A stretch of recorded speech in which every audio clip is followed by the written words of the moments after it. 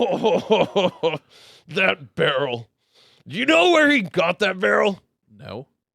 Oh, yeah, so I had this roommate. He worked at a waste reclamation plant, and he brought this barrel so his mom could burn her dead puppies in. And Jesus Christ! That is weird. It is weird. These people were That fucked escalated up, quickly. dude. I'm unloading the meat. I'm loading the meat. I'm unloading the meat. I'm loading the meat. I'm unloading the meat. I'm loading the meat. I'm unloading the meat. I don't even know what it means, what it is, what it is, what it is, what it is, what it is. I'm unloading the meat. I'm loading the meat. I'm unloading the meat. I'm loading the meat. I'm unloading the meat. I'm loading the meat. This episode of Unloading Meat is not brought to you by your favorite local dispensary who could be sponsoring this episode. Hey, local dispensaries, I love this bong, this cartridge and pin. Ooh, this new cartridge I haven't opened yet. What's that? What? This ad's for non-smoking? They don't want drug use in this ad? Oh. What was I saying? I'm high as fuck.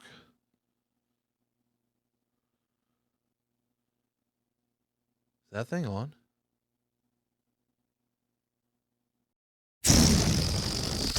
Ladies and gentlemen, the next guest coming on to Unloading Meat may be my most controversial guest ever. And that's saying something. I mean, have you seen Roscoe? Jesus. I'm wondering how controversial this episode is going to be with this next individual. He is highly, highly original. One of the most enigmatic people I've ever encountered in the Tulsa scene. Ladies and gentlemen, give it up for the one, the only, Trash. Hi, Jared. Hi, Trash. How are you, my friend? Man, I already got fucked up and then sobered up before I even got here. Really? Yeah. No shit. I'm glad that you're fucking dressed this time. Sorta. I have pants on. Yeah, that's good. Yeah, I usually do. Has that been a problem in the past? I mean, I've only whipped my dick out once, on stage, Okay. and then Can we elaborate? What happened there? Like, was it a Janet Jackson kind of wardrobe malfunction? Or no, I did it on purpose. Oh, okay. You know, like I got up there and the guy challenged me to do something controversial. And I showed my ass, and I've done that enough with the puppet, but with or without the puppet, honestly. I'm what they call a risky click. I don't know. Risky click. Yeah, I went up there and Grindr. I showed my ass, and I thought this isn't enough, and I mean so I stuck my dick out. I mean, because I do a lot of like jokes about how big my dick is, and I mean. Why not? You just called this guy's bluff. When God blesses you, Jared. When God blesses you. Oh shit. No, so like the dude tried to call my bluff and like I didn't whip it out onto like a table, you know? Yeah. I didn't unload my meat. As one is to do. Consensually. Man, I was telling the guy who gave me a ride here, like we went in the bathroom at the same time. Yeah. And I didn't think about it, but then as we were like standing there like shyly trying to piss one thin fucking wall away from each other, I started to realize, oh my God, we're synchronized pissing. And I thought it's a good thing there's no glory holes anymore. Like you don't see glory holes anymore. No, well, not at like a come and go or anything. And a glory I'm just saying a glory hole at come and go is kind of, on the nose. Because I think that's what was expected when two guys just walk right into the bathroom one after another. I thought a glory hole really is a come and go. Is that too controversial? Is that going to get me banned? Trash. Starlight. A glory hole, it really is a come and go.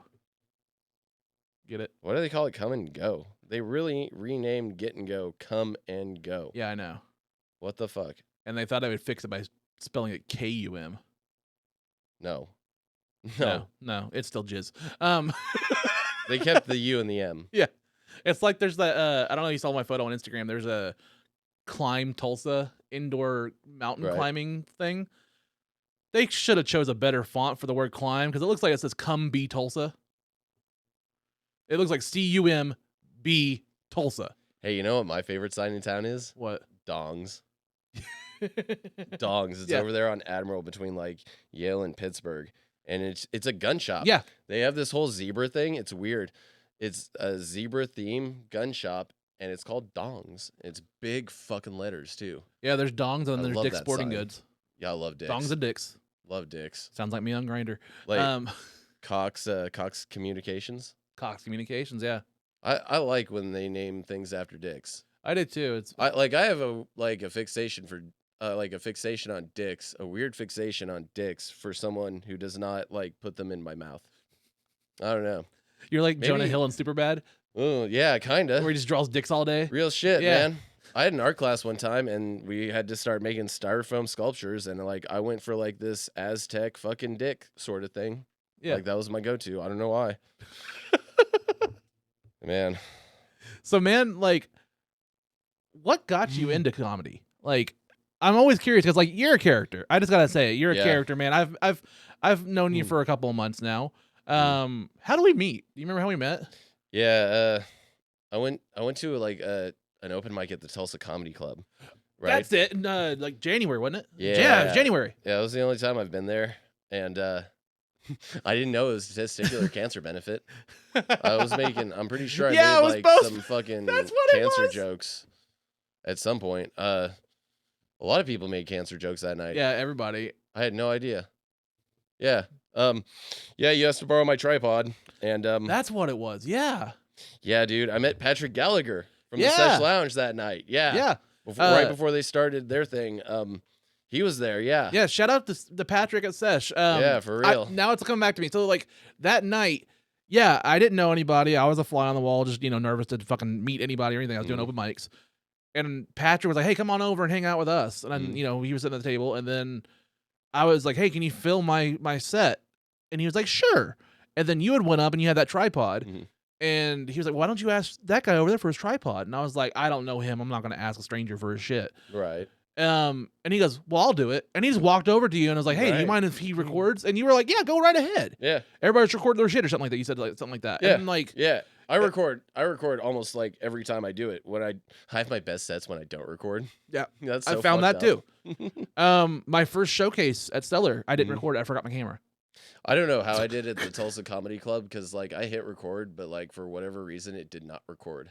And yeah, like I was like, damn. People told me I had a good set. Yeah. But yeah, like But- Patrick tapped me on the shoulder and asked to borrow. Sure, why not? Yeah, and you didn't even think anything of it. And like, No. dude, that meant the world. Like, honestly, like you didn't have to do that. Like, I mean, you you know, gave me a ride home. Patrick gave me a fucking joint Yeah. of this weed called like Sex Panther, I think, or something like that. And it fucking 100% of the time it worked every time I used it. but yeah, that night I wanted to return the favor because like, yeah, like I was like, "Hey, can I give you a ride home that night?" Because like, Yeah, and I needed one. well, I'm a big thing of like pay it forward kind of shit. Yeah. And like you put out good energy, I'm gonna put out some good energy, and like that's where we gelled. So yeah, like that's how we met, and we've been kind of friends ever since, pretty much. Yeah. I go by, I gotta say, just personally, I go by people that put in effort, Mhm. and I can really see who's putting in the effort and working on their craft, who's doing the writing, who's. Not that there's anything wrong with social clubs or anything like that, and we can get into like what we feel about the Tulsa scene.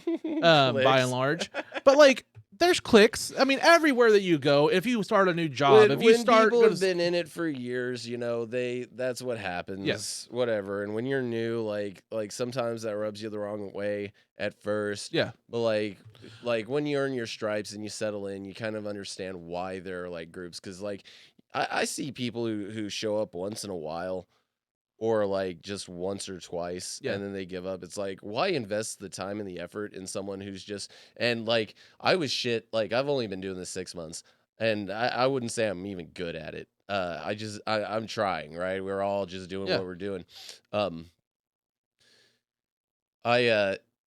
These people, they show up once in a while and they never get better. They just do the same dumb shit over and over, and it's not creative. They're just like up there because they have this fucking Netflix special delusion.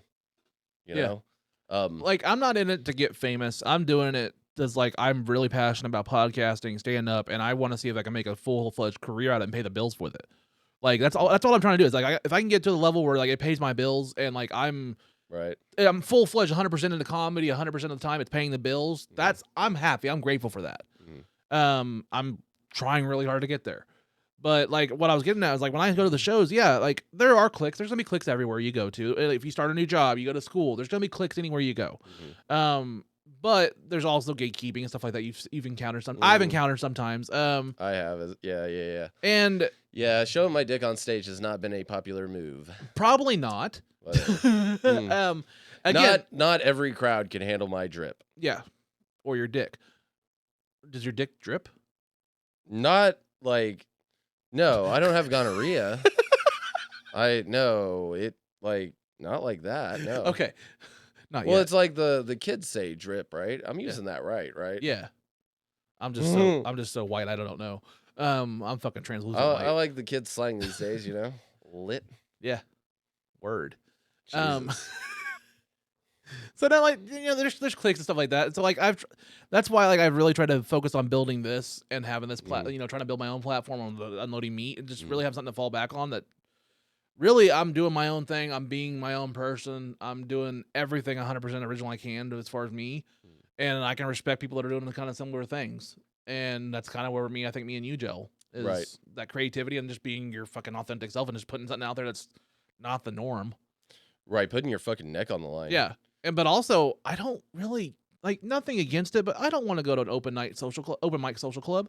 Fuck no. I don't need to join a social club and just have beers with the guys. Like I did cool. not start doing comedy 6 months ago with the intention or expectation of even making friends. Same. Same. And for a good while, my first month or two, it was just I would go, hit it, stay, watch, get good and drunk, maybe chit chat a little bit after the show, smoke a little weed, but go home. Yeah. And then back to my normal life. Yeah. Comedy at a certain point, and this is what I've learned kind of the hard way. At a certain point, your real life and your fucking comedy social life are going to start mixing. Yeah. They're going to start. And for me, it's kind of become like, it's where I can't detail. I could not just quit myself at this point. Me either now. For one, like I like doing it, for whatever reason, I haven't quite figured out why, like whether you like it or not, at a certain point, if you start doing this long enough, if you do it consistently, your comedy life and your like social life, your personal life, it's going to start like merging, whether you fucking like it or not. And that's not necessarily a bad thing. Yeah. And then that maybe like, hold on. Sorry. That's not necessarily a bad thing. 'Cause I have found, this is a fairly supportive community. Yeah. There are gatekeepers. There are people who are a little holier than thou or whatever. Yeah. There are people who treat it like a social club. They're hobbyists and just whatever. But that's any group of fucking people. And as for me, I found like I said, I didn't come into it with the expectation of making friends or anything of it. Like I never expected to make money, and in the first few months, Mac Taylor put me on a show thanks to Dylan Walters. Shout out Dylan Walters. Fuck yeah. Great guest on here. I want to have him back. Great guy. Dude. Yeah, great guy. Wonderful dude. I will say though, gave me this tattoo. Nice. And at some point I want to tattoo you. Fuck yeah. We're gonna do some X-Men shit. I have a needle for you. By the way, we were talking off camera one time about the type of tattoo, like the Magneto and stuff like that. Bro, they just put out. I gotta show you because like I'm a nerd. It's gonna be. You see how I'm like in the helmets and shit. They're making a replica Magneto helmet from the fucking animated series. Oh, that's fire. And it's like that thing looks fucking dope. Fuck, I gotta wear that on stage, right? Fat nerd news, what's that? Yo, fat nerd news, come again.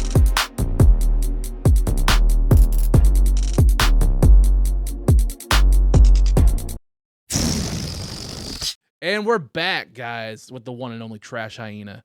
Trash, man. I just gotta ask, like, what's your approach overall to comedy? Like, how do you approach it? Like I'm always curious with that when I have different guests in here, and you're a very eclectic, very original character. I hope you take that as a very good compliment as I'm trying to imply it. Yeah. How do you, like, how do you approach your comedy, man? Okay, so my approach to comedy is I'm not really trying to be like a fucking stand-up comedian. I don't really care about a Netflix special. I'm not trying to do Hollywood. I would rather do like Vegas. I would rather do like what I've recently kind of realized is these open mics, they're just it's just practice, really. Yeah. What I originally wanted to do, especially with the puppets, was do it on the streets. See, back in like 2012, I was out in San Francisco, right? Just panhandling with a fucking sign. You know? Really? Yeah, real amateur shit. When it comes to hustling on the streets. I went, I bought a 40. I come back to my corner in the Haight-Ashbury, right? And there's a woman dressed as a mime. And she's playing an accordion. She's balancing on a fucking ball. And she does maybe 3 minutes of this. And then she gets off the ball. People clap. She throws down her hat and just money, money, money, money, money. Yeah. I was blown the fuck away, right? And I drew a face on the paper bag the 40 came in, and that was my first puppet, really. And he made a little bit of money on the streets in San Francisco. Like, it just, like, there were so many fucking people, like, Yeah. you know. Anyways, and then, you know, life turned out differently, and eventually I came back to that puppet idea somehow. And the goal has just been, I'm not going to make money doing stand-up. Like, I've whipped my dick out once too many times to get booked in Just this once, town. yeah. To get booked. Nothing against those people. There's If they want to play perception. if they want to play it safe, fine. It's their playground. They make the rules. Fuck it. But I guarantee you that I'm the only guy in Tulsa who's gone up there on the stage, gotten a fucking tattoo, shown his dick, done puppets, and stand up. Yeah. Yeah. Like, you know, I go for people. I could do this on the street and make more money than anyone makes booking. Dude, you made $17 on Wednesday. On accident. Yeah. You want to talk about that on what happened? No. Yeah, no, yeah. I'm so I live in my truck as of the time of this airing, and I don't really have anywhere to practice. So I showed up to the Hunt Club early. I originally went in the alleyway behind the Hunt Club. Okay. And it was an empty alleyway, and there was a couple nooks. I was like, perfect, and I could just run through a good hour of practice. This was like 5, 6 o'clock, and as soon as I get to whipping my fucking dick out, my crocodile, that is. Yeah. Truck shows up, then another guy shows up, and it's like, what the fuck, guys? So I go to the Hunt Club, I go up into the balconies. Well, there's people on the second level. Okay, hi, sorry, I'm just trying to practice. Go up to the third level to that dead end door or whatever. And I'm, I run through the bits. I didn't even do that bit by the end of the night because it is very tricky pulling a stick out of your ass with a puppet. I've seen it a couple of times. And shoving your hand into your sock. Anyways, they noticed me practicing. They were curious. They asked me to give them a demonstration. So I gave them a whole like 3-4 minutes. And I'm packing my shit up. They handed me $17. Nice. It's always $17. You know, I was Valentine's Day. Get this, dude. Valentine's Day, I was at a Walmart, at a Walmart neighborhood market, and I had gone to Target to their Coinstar, and that didn't work. So I went to the Walmart. Their Coinstar was broken. I had like $20 in fucking change, and I did not want to keep hauling it around. So I start dumping in the self checkout. I'm buying wine and cat litter. Okay, and about $10 in, some dude walks up and hands me $17 goddamn dollars. It's always $17. You're buying wine and cat litter. Are you sure you're not a divorced single mom? No, I was just fucking someone with a cat. True story. Yeah. No, man, like I always love seeing the original takes and the stories and like what got people to the scene. Mhm. It's fascinating to me, especially when it's someone, like yourself. Mhm. That's, I will say, original and unique. That's kind of impressive to have in this day and age. Mhm. I definitely think people have started stepping up their game since like I first showed up. Like what I've noticed, like people were just doing fucking straight stand up. Now people are getting a little wacky. Yeah. You know, you got fucking clowns running around. I saw Dakota Six Killer standing on a chair at Hunt Club a couple weeks ago, and I thought it was the funniest fucking thing, dude. Because like, of course he would have to do that. He's very short, and it was a crowded bar. But like that just little added touch really no pun intended, but it elevated his fucking set. It did. It was fucking awesome. He's funny as fuck. Well, I mean, we're going there to be entertainers and to fucking do entertainment, and you got to catch the crowd's attention somehow. Like Sometimes it happens. You don't always got to shove your hand up a fucking stuffed animal's ass, but No. just that little bit of added touch, that little bit of extra creativity, and added thinking outside the box. Like I appreciate that because I bust my ass to think outside the box. I'm fucking homeless, dog. Yeah. And I'm trying new shit all the time. Yeah. Always writing, always thinking. While I was waiting on while I was coming up here, I fucking wrote out some shit. Like that's how it is. Yeah.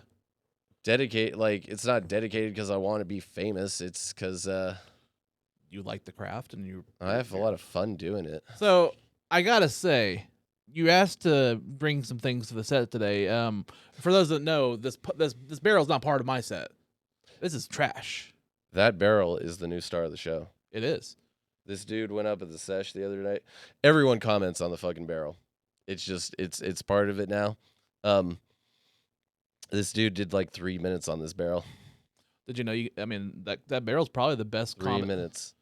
It is an open riff barrel. I don't know if you've seen about Zach Eamon's post, but apparently anybody can vote themselves as the best comic in Tulsa, so you can put the barrel up. The barrel is a rising star. Like the barrel says nothing, and it's still funnier than anything I've done, and it's still funnier than most Tulsa comedians. Dude, we were roasting that. We were, to be honest. We were having so much fun last night at Baby Roos. Because even Katie, Roscoe's fiance, she had some votes for Tulsa's best comic in Tulsa, and she's like, "How the fuck did I get voted?" And she's like, so she was going around saying like, "Hey guys, technically I'm the best comic in Tulsa," and so we were like, if anybody can vote for themselves, what the fuck does it matter? The vote is meaningless. So that's why Zach was putting shout out Zach Eamon. He was like, "I'm the best Tulsa comic," and everybody was just a running gag yesterday. So we were all just joking about that yesterday at the fucking show, just like, hey, I took that post seriously. I was like, oh well, fuck, he is funny. He is the best fucking Tulsa comedian. Fuck it. I had to roast him just a little bit because all I did was send the photo of when I beat him at the roast battle. I just put a picture of me in the middle. I saw that. It's like, hey, remember this? Yeah. So man, we're talking about this dumpster. We're talking about the trash bin. Oh yeah, the barrel. The barrel. The famous barrel, the star of Tulsa comedy that you can vote for. This is why you don't give homeless people vehicles. So what's the barrel about, man? And let's talk about the puppets. So you brought up your original puppet in San Francisco. Yeah. Are you think it's about eater. You think it's about time to see the next wave? What you're going on with now? Oh, I brought Jack. All right. Well, guys, we'll be right back, and we'll come back with the one and only Jack. Oh. This episode of Unloading Meat is not brought to you by your favorite mobile banking app such as Cash App. Man, I love using Cash App, especially when I'm doing things other than buying drugs. Cash App. And we're back, guys, with Trash Hyena and Trash. You brought a special friend? Hi, my name's Jackhole. Hi, Jackhole. What's going on, man? Oh, I thought we were going to go on Joe Rogan. I told you we were going on Jared Allen. Oh, why do you want to go on Joe Rogan? He's a fucking douchebag. Oh, he has a wider reach. Oh, don't tell me you're here to unload your meat again. Oh, fuck. Yeah, this is my jackass rabbit. Nice. I'm a therapy animal. Our collective therapy is a case of cheap booze and a sack of crappy weed. He gives me a lot of shit, but he likes it too. He's got his hand on my ass. It's basically an enema. Is it consensual? I mean, it's like, dude, your inner demons, this is the thing that your inner demons do. They force you to do things you should not do, and because it's fun, and then they tell you you're a piece of shit about it. Yeah, but we have a lot of fun doing it anyways, don't we? Self-destructive honesty, So, Jack, how long you been hanging out with Trash? Oh, well, about a year and a half, something like that. I was not really born. No, I came about around Halloween 2021. Okay. Yeah, I found this jackalope puppet on Amazon. Yeah, so I use Folkman as puppets. You got 6 of them. I've shown 5. I have an eagle I haven't done, but I was the 3rd one. Yeah, I got Jeter the crocodile first, and then Pig. Yeah, I was looking for a skunk, and then I thought Krusty Pig because he was cute. And then he was looking for a skunk, but I saw this jackalope, and I had this Halloween necklace thing, and it just fucking all came together, Yeah. And I'm the star. I'm the breakout star. Everyone loves me. He wasn't I the thought first dumpster puppet, but fuck, he's the most popular by far. Well, Jack, you got some stiff competition because apparently the breakout star is the fucking actual barrel now. Oh, that barrel. Do you know where he got that barrel? No. Oh, go ahead and tell him. I don't give a fuck. Yeah, so I had this roommate. He worked at a waste reclamation plant, and he brought this barrel so his mom could burn her dead puppies in. And Jesus that Christ! is weird. It is weird. These people were That fucked escalated up, quickly. dude. They were fucked up. Yeah, we lived in a garage. We called it the dumpster. I mean, this is a gnarly ass place you couldn't even bring a woman back to, you know? He tried. Shut up, Jack. Yeah, no, we burned dogs in it. We didn't burn dogs. They weren't my dogs, but these people hoarded dogs. It was fucking weird. And then at some point I was like, hey, this would be a perfect addition to my set. You know, I need a dumpster. And I grabbed it for Missy's show. That wasn't the original color. I don't remember what it was, but after they burned the dog, it turned like yellowish.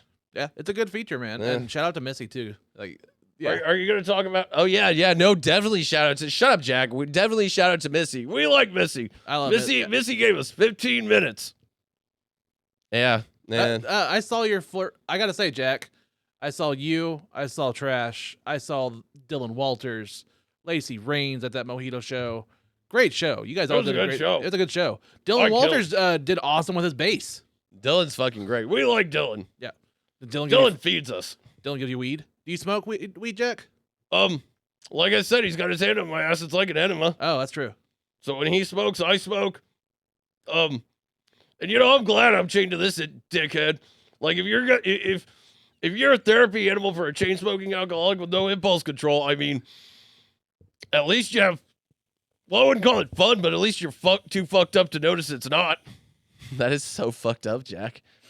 Hey, I thought you said what was it about self-destructive honesty? I don't fucking remember. Anyways. Okay. Well, we're going to keep going? Yeah. What else you got? So, Jack, I'm interested. The piercings on your ears. Yeah. Do they represent anything? Nope. Nope. He just started sticking metal bits in me. Same Well, with the nose. Well, I mean, I didn't know if it was implying things. I mean, you obviously love a little bit of shit, some backdoor play. Oh, come on now. Oh, just because I have a hand up my ass. I call that my childhood. He's the only one who's made gay jokes so far. Imagine that. Dude, I gotta say, Jack, at Baby Ruth's last night, I did a whole bunch of dick sucking and gay jokes at this bar, the sports bar. Whew! That was fun. Moving on. What kind of a crowd? Let's just say some bros, some drunks, and the people that decided to go play some darts in the back. That was pretty much it. And then, I mean, it was in front of Andrew Lives. Regular ass bar crowd. Yeah, huh? regular ass bar crowd.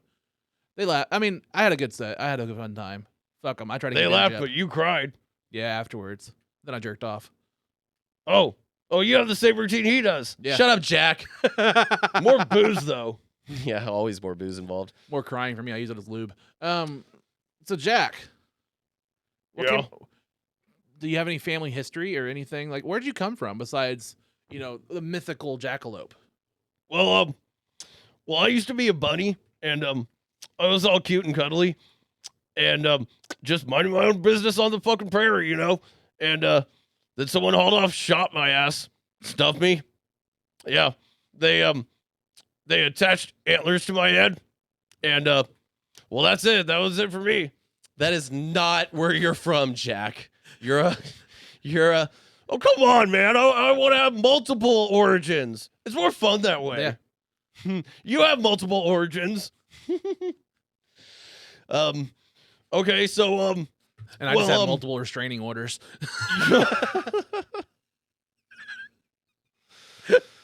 My mother was a whore. We're always doing that bit. That's my bread and butter. My mama was a whore. Just like Brian Dixon. Yeah. Shout out to Brian Dixon. He gave us a house. That's what we true. call the truck. Hey, if a house can be a boat, a house can We're be a truck. technically homeless. We're not that homeless, Jack. Well, why do you want to panhandle? Because it's easier than working. Yeah. It's easier than a time clock. Well, I mean, Trash, if We you ever definitely need, have more freedom. Trash and Jack, Jack, the problem with you being on his hand is if he ever needs to jack off. Oh, no.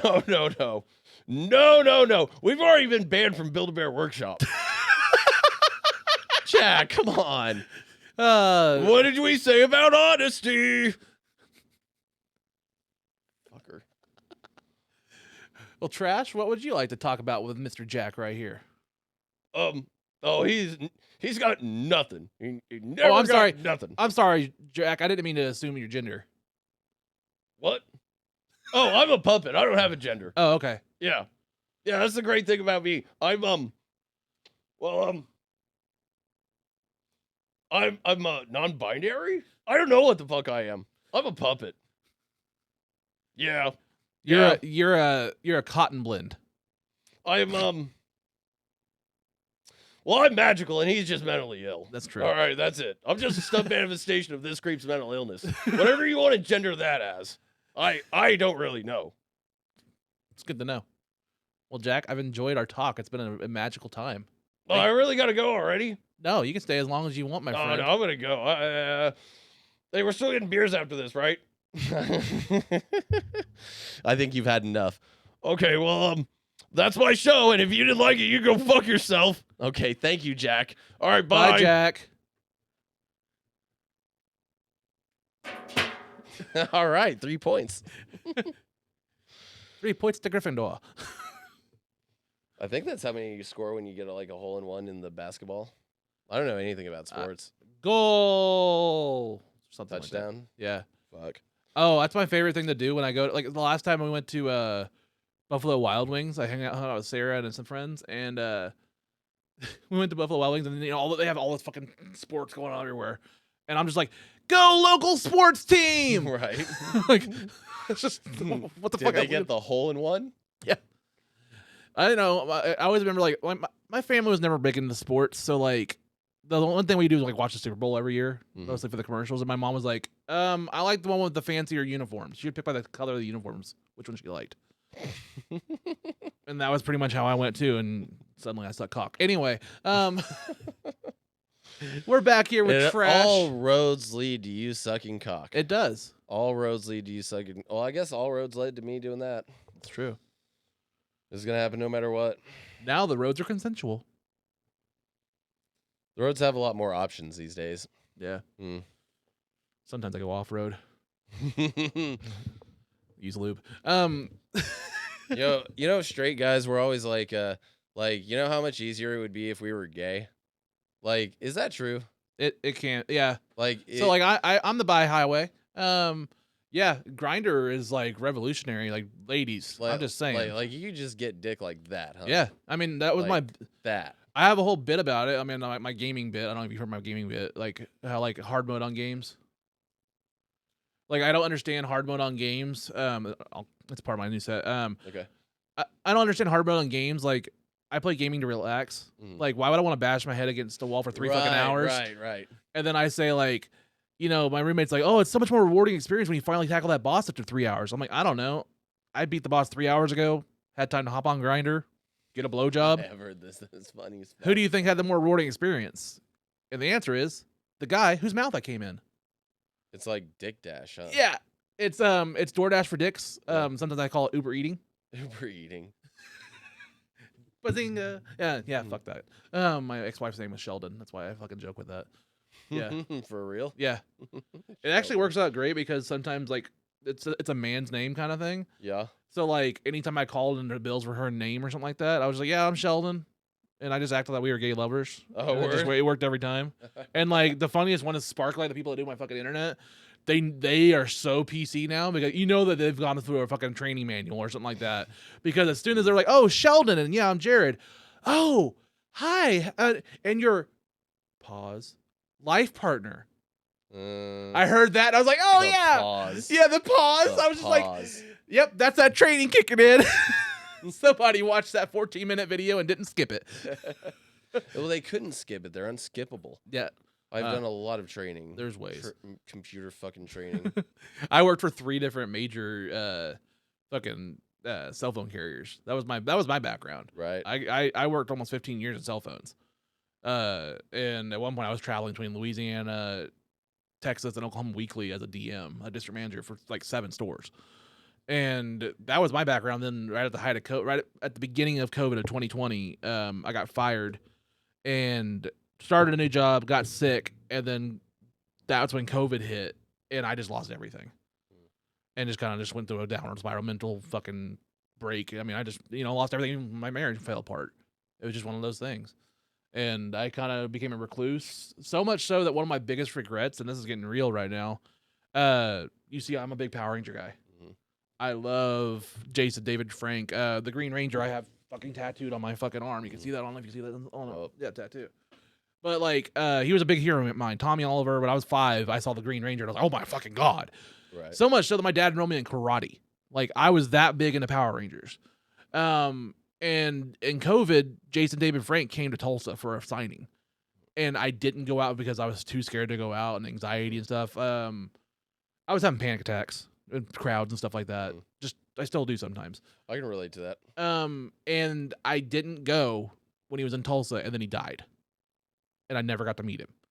And it's one of my biggest regrets. And it's one of those things where I was like, that's honestly what pushed me. Like, fuck this. I'm not doing this anymore. Right. That got me out of it a lot. Because, like, another thing was, like, there's these weird things. Like, I don't want to say we live vicariously through people, but, like, I'm a big pro wrestling guy, and I'm a big guy. And, like, Kevin Smith is a big hero of mine and influence. So, like, when he had his, like, heart attack, it kind of affected me. I was like, oh, shit, that's a hero of mine that guy almost died. You know what I mean? Like, I've grown up with his movies, his work, his fucking influence in podcasting and shit, like, got me into this shit. He's one of the fucking godfathers of podcasts. He's Kevin Smith. I don't know if you know that. But, like, smodcasting started in the early 2000s, way before everybody else. So, like, when he had his event, I was like, shit, I still haven't met him. Like, I want to meet that dude. You know what I mean? Like, I have certain things I just want to, like, just to meet that dude. People that influence me and, inspire me. Right. I kind of want to be able to have them eventually, with no ego, I want to eventually have them on this couch. Bobby Lee. This is where you're starting. Bobby Lee's another one. Bobby Lee saved my life and during COVID because of Tiger Belly and hearing his story on his podcast and stuff. Really fucking grounded me and was like, okay, there's other people. Like, I grew up with Bobby Lee and Mad TV and stuff like that. But, like, seeing him being stripped raw on a podcast talking about sexual abuse and shit like that, that was fucking eye-opening. I was like, you can talk about that on a fucking podcast and still be funny? Should you? But you know what I mean? Like, it was like, it didn't stop him, but should you? But it influenced his comedy is what I'm getting at. Is like, it's not, it influenced who he is, and, like, he embraced who he was, and he's funny. And it was one of those things where, like, I don't know, it spoke to me so much that I, like, without any ego, I want to build something here to where eventually I can have the people, like, Bobby Lee films Reservation Dogs in Tulsa. Like, he's a cast member on Reservation Dogs. He had Sterling Harjo, who's the creator of Reservation Dogs, on Tiger Belly as a guest. And I had never heard of the show or any... Oh, I heard the name, but I was like, oh, there's a show around here. It's about Native Americans. I didn't ever watch it. Then he was on Tiger Belly. The creator of the show was on Tiger Belly. And I got to hear how he's from Tulsa, and he grew up around here. And, like, he basically went to filmmaking school or whatever. And, like, got to hear about his story. And then I started watching that show, and I was like, wow, this is kind of, like, really inspirational for, like, this is somebody from our fucking backwoods doing their vision, doing their story, and it's authentic. And then Bobby Lee was involved, and he's filming here in Tulsa. And I'm like, this is fucking kismet kind of shit of, like, I want to get into podcasting. I want to get into stand-up. One of my influences is Bobby Lee, and he's filming a show in fucking Tulsa. You know what I mean? And, like, the one episode I watch of his podcast has that guy from Tulsa. Like, everything just started aligning of, like, holy shit, this is possible. And it just really started boosting my confidence of, like, I can probably do this. I could probably do something. And I started working on building this fucking set. And it is a cool ass set. Thanks, man. Yeah. Sorry to get so, like, real. That's fine. Like, I like all the Marvel action figures. Yeah. Like, this was my therapy. I'll tell you what, when I started fucking around with puppets, I made a lot of weird YouTube videos. And most of them are buried, but there's still a lot of weird shit that I just haven't bothered to fucking lock. Yeah. And I don't really give a fuck what people think of me, so whatever, they're still there. But one of my first fucked up puppet videos, Penny Rimbod from Crass followed me on Twitter. I had a Twitter and, like, no followers. And I posted that video, and Penny Rimbod followed me on Twitter. And to me, that was a big deal. I don't even have access to his fucking Twitter anymore. But to me, that was such a big deal. And that's what really kept me going through a lot of it. Like, that's a crass symbol on the barrel right there. Not a lot of people know that. Someone told me I ought to monetize that symbol. Take that. No, it's not lit. Okay. Yeah, they told me I ought to monetize that. I can't. But a few people who do recognize that symbol, those are the people whose opinion matters quite a bit more than anyone who just sees the barrel as a fucking novelty. Yeah. I've always tried to put like some line from Crass or other punk bands in my shit because I come from a very extreme poverty and a very my point of view is that that of someone who has never really had safety nets or consistency or stability, never had the guarantee of that. And someone who's seen all forms of privilege taken for granted. Yeah. People don't understand what it's like to go most people, you know, they'll miss a meal and think they're hungry. You know, they won't miss a few days. Yeah. You know, there have been times where I've walked into a back alley and found crazy bread covered in ants, and thank God. Yeah. You know what I'm saying? Yeah.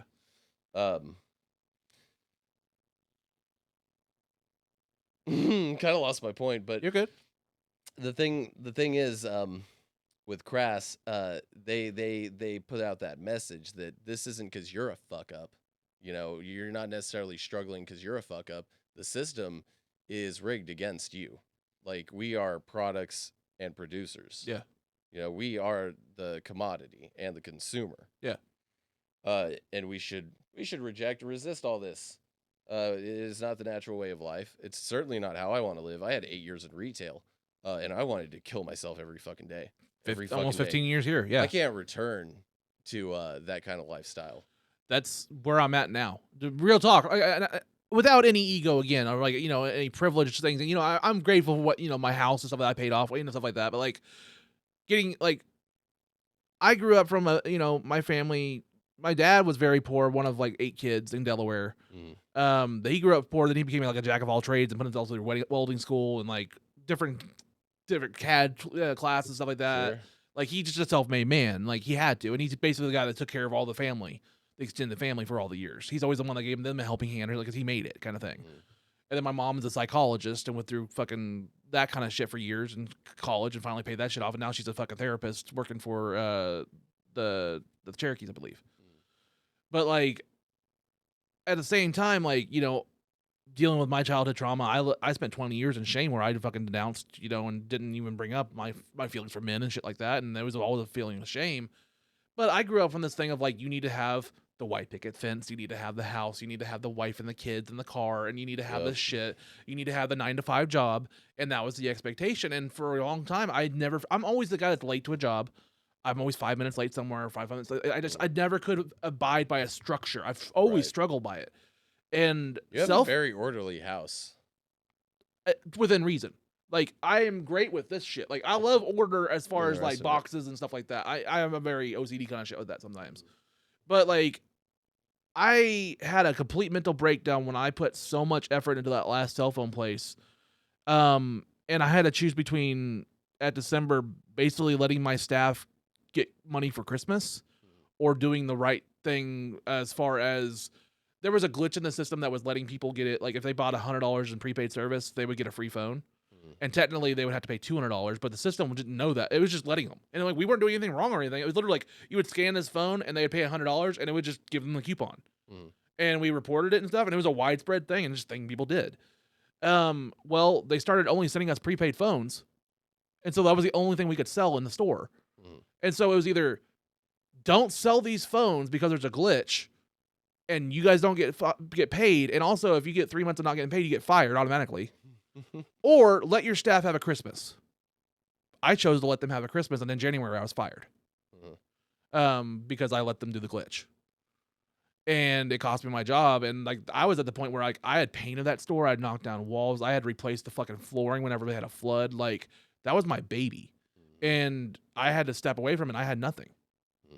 And now I don't regret that decision because I made 5 families have Christmas. You know what I mean? Like, fuck it. So why would you ever want to put that much effort into someone else's bullshit? Exactly. That is exactly it. Why? Trash. I had 8 years in retail. During the COVID lockdowns, I was there 15 to 17 hours a fucking night. Yeah. A fucking night, just busting my ass. Yeah. Pallet after fucking pallet, fucking putting shit on the shelves Yeah. for all these fucking hoarders. You know, I go out there to these crowds and I see a bunch of yuppies. All I see are the people that made my life harder. Yeah. Because they were on their ass on unemployment. Yeah. Essential workers, my fucking dick, dude. I was an essential worker. Yeah. They didn't give me shit. I got a $200 bonus in-store fucking gift card. Well, that's kind for of all what that. They wouldn't even qualify me for fucking unemployment. Dude, when I didn't qualify. Fucking quit when I burned out and fucking quit. So like Hold on. Yeah, like, go ahead. This is all ties to the point. Fucking crass. What you're saying. Yeah. At a certain point, a man's fucking had it, and he says, like, dude, the system's rigged, and if you can't abide by the rules in the system, then you're a piece of shit. You're trash. Yeah. Right? Fuck them. I'd rather be trash and be happy. Well, I mean, define happiness. Oh, it's doing what you want, whatever. But the like fuck you want. that's a different thing for everybody. And like your happiness is not the and same that's for me. fine. Yeah. Happiness is. But I had to figure that happiness out. is subjective. Yeah, it's very Yep. subjective. Same as comedy. People, like you said, white picket fence and shit. People pressured me for years to be Yeah. normal. I got off the streets and I tried, and it killed me. Yeah. I was a dead person every day I've for years. I've attempted suicide twice. See, So again, but that goes down. Identify as bi now because I didn't deal with those feelings for 20 years right? for men, and I've said on a previous podcast. I am wired by shame. I am run by shame 100%. My body is like my mind. I am a shame-driven individual. Oh, I see. You grew up in church too. Yeah. Yeah. Well, whenever I was sexually assaulted and I had my shit, their church and stuff, that was basically the threat of like, no one's gonna believe you because we have the church and like you're not in the church and like you're, you caused this shit, and it was me being shamed, and so that's why I'm wired with it. And it's just a fucked up thing. So again, going back to like, you got to have the white picket fence, you got to have the 9 to 5, you got to have this and stuff like that, the expectations. Again, when you factor in shame, it's like, yes, I have to do all that. And then whenever I lost that job, I started another job, and then we were in training. COVID hit in March, and I got COVID and got super sick during the training, and they froze training for like 4 months or something like that. And they're like, hey, we're just gonna pay you to stay home just in training, and then we'll figure out when we get you back. Well, they never got us back, and I lost the job. So at that point, I completely hit rock bottom. Like basically, I'm dealt with shame. I'm run by shame. I had lost my fucking career, got a second career, lost that, had no income, had no way of fucking paying things. And because of the way I was fired from the first one, I had tried to file for unemployment. They denied it, and it blocked me from unemployment for a year, the year of COVID. So I couldn't file for unemployment at either job because of that. So I had nothing. And I completely hit rock bottom, had a complete mental breakdown. Dude, I ended up moving to Tulsa and at 10 about it myself. Yep. And that's honestly what happened is I became a recluse. My panic attacks were super bad. I used to do karaoke. I love karaoke. I have a great singing voice. I've never been professionally trained in it, but I can sing soprano. I have a high pitched, range. And me and my second wife would do karaoke on the weekends. That's how we bonded. Our first date was at a karaoke bar. And it got to the point where the last time I tried to do karaoke, towards the end of COVID, I had a panic attack signing up because of the crowd. And I had to run out of the fucking place because I was just like sweat. I was going to black out. My chest was fucking clutching. Like just from the crowd of signing up, the anxiety, fucking just panic attack, had to run. And then like a month or two later, I got in therapy and then she left. So it's just one of those things where like I hit rock bottom, depression, anxiety, panic attacks, all that happened. And during that, honestly, I think a lot of people during COVID had this like renaissance of like, it clicked of like, oh shit, I'm not doing that anymore. Why was I doing that? Yep. What was I doing that for? There was a pretty big awakening, I think. Yeah. And I've noticed a lot of people have started like a lot of people who never considered it before are doing like mushrooms and shit these days. I hardcore eventually want to do ayahuasca or go on one of those things to work on work on my depression, my anxiety and stuff. I think microdosing mushrooms is wonderful for fucking anxiety and depression. I've never done mushrooms, but I'm actually interested. I'm one of those guys where like I'm very open to doing mushrooms. Hardcore trip will fuck you up. Like you'll break. Like I don't know about you, but like I know me and a few other people. you take a high enough dose of mushrooms, you'll really break yourself down. Well, like I want Not to. everyone can handle I want to that. experience it in a safe environment, like do it at my house or something like that. Do something, a safe place. Yeah, And I'm that guy that's always missed mushrooms by like an hour. What? We're like, so like anytime it comes up in conversation, something, have you done shrooms or you want to do shrooms? I'm like, yeah, dude, that'd be kind of cool. Oh yeah, we just took them before we got here. Right. Fuck. And I'm Right, like, no, or like, they're oh, for we a just took the while. last one. And they're like, oh, I forgot them in the freezer. One time Roscoe was like, we forgot them in the freezer once. And I was like, God damn it. Like every time it's just been like right out of the fucking frame. There for the longest time, like I always like I'd be like I would run into someone, they'd be like, yeah, I know where to get mushrooms. No, they don't. They know someone who did mushrooms. Yeah. That sort of thing. Yeah. You know, it's like, I know where we can get shrooms. No, you don't. You know a guy who gets shrooms from another guy. Yeah. Yeah. I had that problem for a long time. But like, yeah, it's like eventually I Sometimes- want to do that, but I want to do it safely and someone I trust. You know what I mean? Yeah. But yeah, I'll eventually. I have no problem with psychedelics. My But recommendation is get rid of the kids for a day and just do it by yourself. that's what I kind of want to do. Yeah. But like I'm very interested in doing that stuff. But like I'm a pretty recent guy going to weed. Like I only took up weed in the Really? last like 2-3 years. What? Like so like I only dabbled in weed basically like around prom time in high school and college. So like if it was around a party and somebody was smoking a joint and passed it around, I would do it. But I've never bought weed until it became real around legalized. Really? Yeah. I notice a lot of people in in the comedy out here have only recently started doing fucking anything. Yeah. That's crazy to me. I've been smoking weed since I was like 14, 15, been drinking since then, smoking. I was sober for like 5 years and I quit smoking cigarettes for 5 years, but that never stuck. Well, see, I mean, I drink alcohol socially and stuff like that, and I've smoked cigarettes. I gave that up after about a year. I did that in college, mostly because that was the only way I can get a break at Game Exchange, was if he had a smoke break, because everybody smoked. Right. And I was like, okay, well, I guess I'll pick up a fucking pack of Camels just so I can go fucking take a break. 'Cause otherwise, I was just fucking doing fucking the front door all day. I will not work a job that does not give me smoke breaks. It's optional. I really shouldn't be doing it, but I made my choice. But yeah, like I don't know, like, I had my break, and then now I'm just like I have to do what I want to do. I have to do my own thing. Absolutely. Yeah. Like we were saying, yeah, a lot of people experience that. That's a good thing. Yeah. Hey guys, this episode is not brought to you by a mobile game like Best Fiends. It's like Friends, but take out that R. What are they trying to say? The R's for like, is the R word? Is it an R word? Can we say R word? Can we hint at the word? Take out the R. Oh, Fiends, Friends. That's fucking retarded. I looked in your fridge. I know that was probably weird, but I was trying to get material for these questions. Okay. So I looked in your fridge, and I noticed you didn't have a lot of food in there, but you're still pretty big. And I noticed you have the storm shelter out there. Yeah. And so is that where you keep the kids you eat?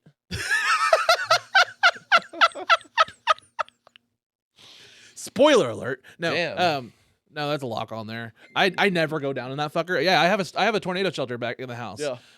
This house was Yeah, I puked behind it before I came on. nice. Yeah. You can do whatever the fuck you want. I'll never go down there. I'm claustrophobic. Well, I didn't puke in it. Well, no, I'm just like it's got a lock on it. yeah. though. Well, also because I don't want my kids to fall down there. It's like concrete steps that'll just fall. Well, you down. don't want your kids to meet the kids you're eating. Find out that you're eating other kids. True, that's Are facts. is it like the same kids all the time, every time you have them over, or are these the kids that are going to go in there, and then you're going to get a new set, and then you're going to eat those, and it just rotates? Is that how it goes? Do have another question for you. Are you soulless because you're a ginger, or is it because you're a mindless consumer? I'm not even a ginger, so I don't know how to expect that. You're a ginger. You're red-haired. No, it's blondish. You look like a ginger. okay. It must be the My lights. point stands. Are you soulless because you're a ginger? I'm soulless or because I've is been it 'cause you're a divorced mindless twice. Oh, there you go. Yep. It took 2 of them to take yours? Yeah. Oh, what else do I have? Man, Great. I wrote down. I started writing this stuff, and it was gold, and then I got drunk. As one is to And I've been writing down joke ideas on this scrap of paper. One more.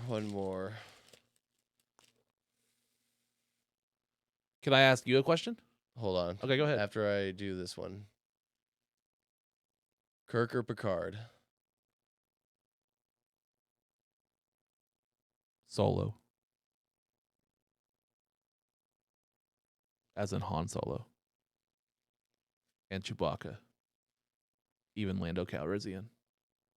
Those are not starship captains. They are space truckers. And it's a space trucker and his dog.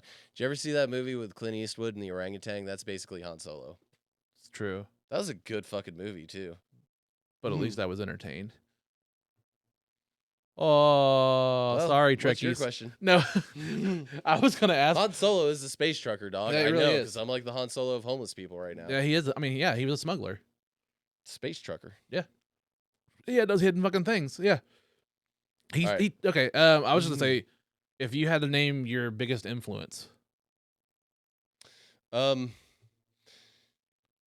Probably right now, like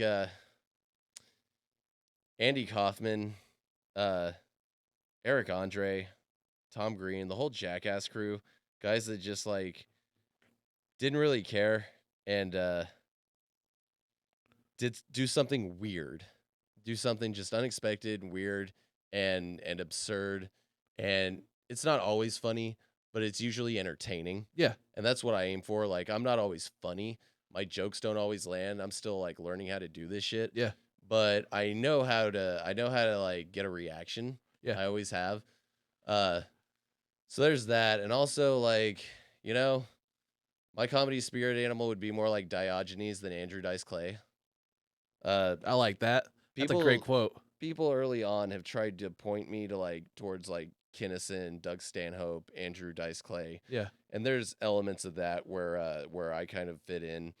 But I'm not trying to replicate that. I'm not trying to repeat that. I'm not trying to Spencer Mills, love him, calls me Andrew Dice Clay. Just because I have this fucking vest and sometimes I do a dirty joke. Well, that's better than what I call you, you fucking emo zookeeper. Jesus. Emo zookeeper. Yeah, you're not wrong. You're not wrong. I like that one. I called you My Chemical Bromance. What?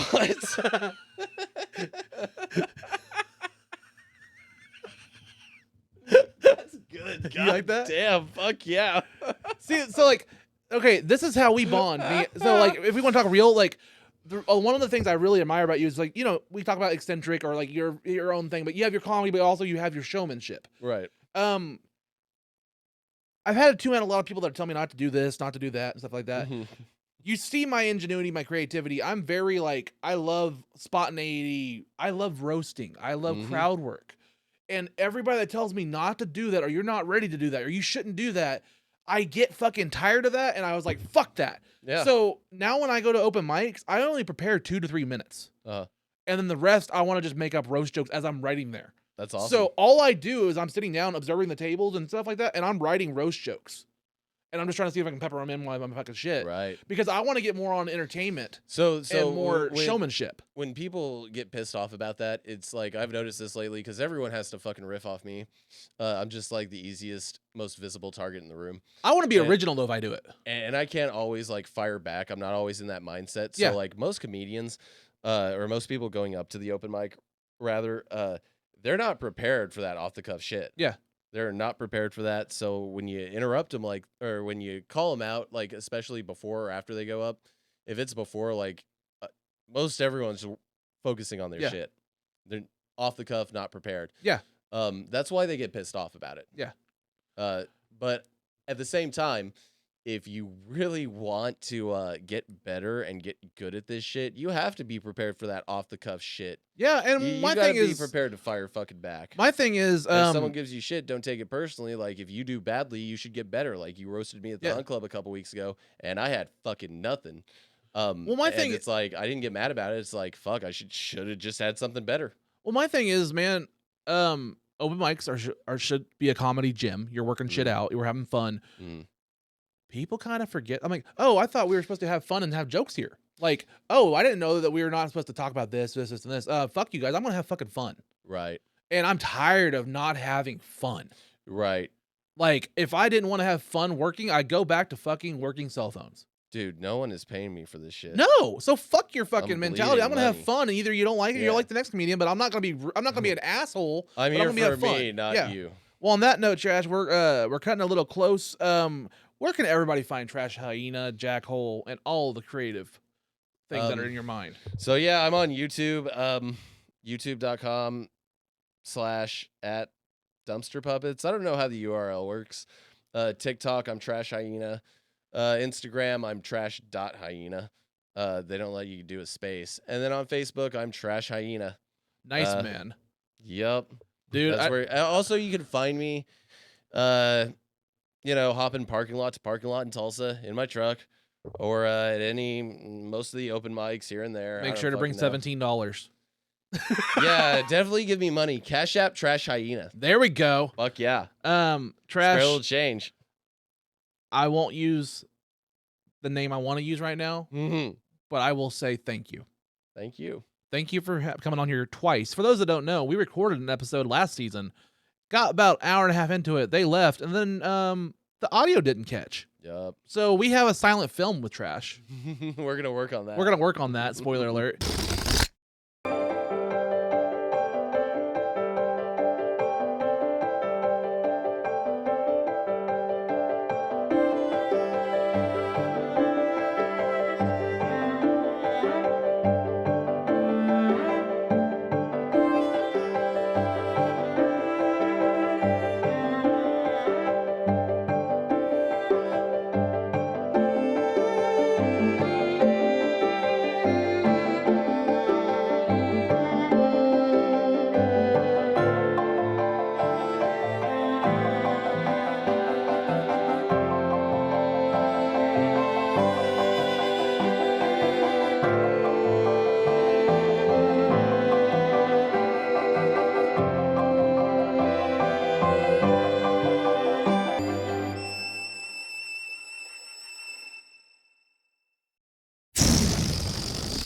But thank you for coming on. Thank you for trusting me. Thanks for having me. Thank you for I fucking bringing love you, everything. Jared. I love you too, man. You know what? Before we leave, let me one last word in. Yeah. You know the thing I enjoy most about talking to you is you're the one guy I can hit with I can try some nerd jokes on. Yeah. Which ain't exactly my wheelhouse, but I can try like nerd references and shit on you, and fucking you can fire them back, and yeah. Yeah. I love deep cut jokes. Yeah. I told you the one last night I had for the guy with dreads. Right. Dude, right. There was a guy with white dreads or a white guy with dreads last night at this show, and I was like, dude, I loved you as a breakdance fighter in Zoolander. Deep cut. Deep cut, but it worked. But on that note, man, Trash, thank you for coming on. Thank you. Guys, he's been Trash Hyena and Jack Hole. I'm Jared Ralphie Allen. And my big ass dick. Oh, yeah. I have a tuna can dick. Did you know that? My friend not. tried to cheer me up one time after I got my car wrecked. Like that? It's wide. Oh, wow. My my friend was like trying to cheer me up after my car wreck, and we can end on this. He was like, hey, on the bright side, you still got that fat dick. I was like, yeah, it's like a tuna can. He's like, what? It's wide? I was like, no, it comes in bulk. Yeah. On that note, this has been Unloading Meat, guys. Bye. Trash Hyena, Jared Ralphie Allen. Peace. Unloading the meat. Unloading the meat. Unloading the meat. Unloading the meat. Unloading the meat. Unloading the meat. Unloading the meat. I don't even know what it means, what it is, what it is, what it is. Bye. Have a great time.